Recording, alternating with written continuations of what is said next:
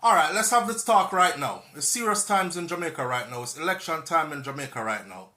The Prime Minister, Andrew Holness, just said that the people's main concern is roads and water. Roads and water.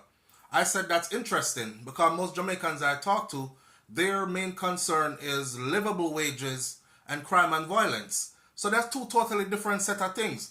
You know, said this woman cuss me on IG how me move me dibby bomber clot and go from round here. Me go on like when me reach Jamaica, me tore down the whole place and me look mean anyway. So I go talk about the little place where me go, cause one place we must go and I'm telling you right now, right? Jamaicans are their worst enemy. Jamaicans are their worst enemy because anytime you advocate for better, there's always those fighting you advocating for better. But the funny thing is, you're advocating for better for them. But them so ignorant, them don't even know who fight for them.